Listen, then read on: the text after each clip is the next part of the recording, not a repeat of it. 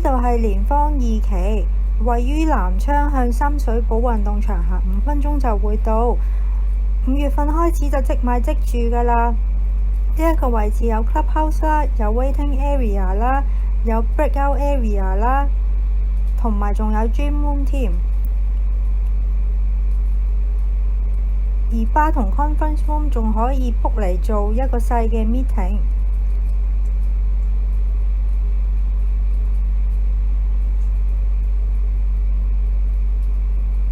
仲有兒童玩樂室，出邊仲有休息嘅位置，戶外仲有游泳池。走廊嘅設計簡單樸素，呢種 earth tone 嘅設計令人感覺非常。去到特色單位，原則已經有2個 option 俾大家選擇。不得不提呢一度係有3.5米高，可以做閣樓睡房。睡房下邊仲可以做衣櫃，衣櫃入邊亦都有好多儲物嘅空間。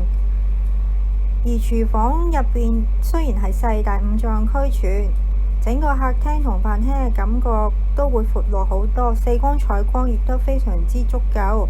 而喺閣樓位置嘅床亦都唔會因為啲光線而會砸醒。而第2個 option 呢，就係一間間咗房嘅1房單位，梳化同埋用 TV 櫃嚟去間開個位置。床嘅位置亦都有去儲雜物嘅位置，空間感雖然係細少少，但係起碼係會有私人嘅地方可以儲物。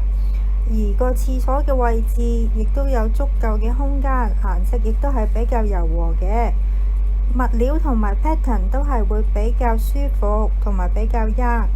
而第3個 option 就我俾大家選擇嘅啫，可以睇到係有一個單人床同埋係有一個飯台嘅位置。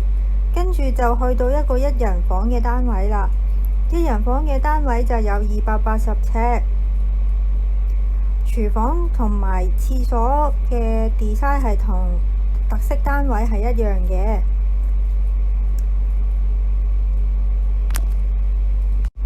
基本上任何一個單位4邊嘅採光都非常之足夠。好啦，行入去房間嘅位置，出邊係花園嘅景色，而喺其他嘅單位呢，亦都係會有泳池嘅景色可以任君選擇。而廁所係喺個睡房入邊嘅，都係乾濕分離，收圓角同埋 earth tone 嘅設計都令到人哋視覺非常之舒服。希望你哋會鍾意呢一個盤啦〜